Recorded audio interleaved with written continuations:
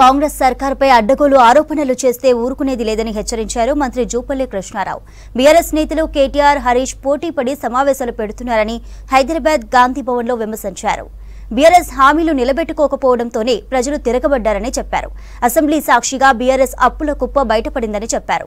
తెలంగాణ అభివృద్ధి కోసం అదానిని కలిస్తే తప్పేంటన్నారు జూపల్లి. గతేడాది కృష్ణాలో నీళ్లున్నా ఇవ్వలేదని చెప్పారు. ఇప్పుడు నీళ్లు లేకున్నా ఇవ్వాలని హరీష్ ఎలా అడుగుతున్నారని ప్రశ్నించారు. బీఆర్ఎస్ ఎమ్మెల్యేలు కాంగ్రెస్ లోకి రావడానికి సిద్ధంగా ఉన్నా తామే వద్దనుకుంటున్నామని చెప్పారు జూపల్లి. పెయిడ్ ఆర్టిస్టులతో ప్రభుత్వంపై బురద జల్లేందుకు యత్నిస్తున్నారని మండిపడ్డారు మహబూబ్ నగర్ ఎమ్మెల్యే ఎన్ఎం శ్రీనివాసరెడ్డి. కేటీఆర్, హరీష్ రావు ఇద్దరు బాబుమరుదులు కలిసి ఎవరైనా మంత్రాలు చదువుతారో తెలియదు. ప్రజలు తిరగబడడానికి ఏం మంత్రాలు చదువుతారు? మీరు గడిచిన 9.5 సంవత్సరాల క్రితం టీఆర్ఎస్ ప్రభుత్వం ఏర్పడిన సందర్భంలో చాలా మాటలు చెప్పిన, చాలా హామీలు ఇచ్చారు. ఆ హామీలు నిలబెట్టుకొని కారణంగానే ప్రజలు మీ పైన తిరగబడ్డారు. కేసీఆర్ మాటలు, మీ మాటల్లో కర్రు కాల్చి వాత పెడతారు, కర్రు కాల్చి వాత పెడతారని చాలా సందర్భాలు చెప్పారు. కర్రు కాల్చి వాత పెట్టారు. కేటీఆర్ అయినా, హరీష్ అయినా, ఆనాటి టీఆర్ఎస్ నాయకులందరూ కూడా అంటే 9 ఏళ్ల క్రితం 3 ఎకరాల దళితులకు 3 ఎకరాల భూమి ఇస్తామని, డబుల్ బెడ్రూమ్ కట్టిస్తామని ఇవన్నీ చెప్పిన తర్వాత 9.5 సంవత్సరాల తర్వాత కూడా మీరు వాటిని అమలు చేయని కారణంగా ప్రజలు మీ పైన తిరగబడ్డారు. అంటే హర్రాజు బాడినట్టుగా ఓట్ల గెలుపు కోసం మీరు రకరకాల మాట.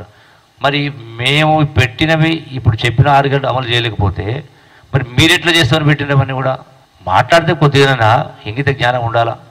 ఎందుకు మీరు జీవోలు యువులని దాచిపెట్టి మూసిపెట్టినరు? ఎందుకు ఓపెన్ టెండర్ సిస్టమ్ కాలేదు?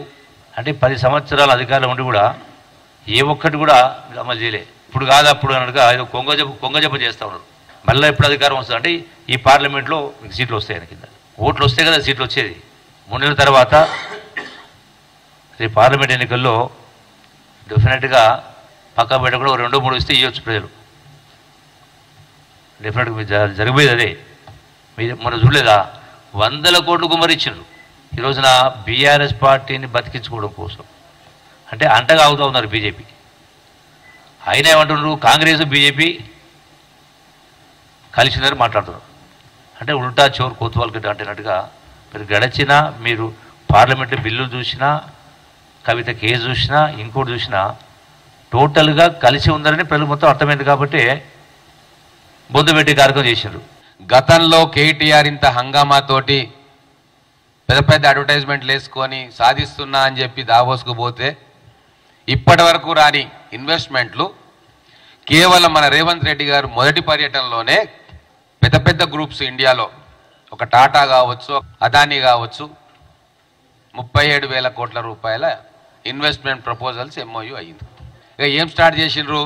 రేవంత్ రెడ్డి గారు ఇంగ్లీష్ సరిగా మాట్లాడలేదు, మా కేటీఆర్ అయితే చాలా అద్భుతంగా మాట్లాడతాడు. అయ్యా వాస్తవమే, కేటీఆర్ గారు మీరు ఇంగ్లీష్ మాట్లాడడానికే పనికొస్తారు, అడ్మినిస్ట్రేషన్కు కాదని చెప్పి 10 ఏళ్లలో రుజువు అయిపోయింది.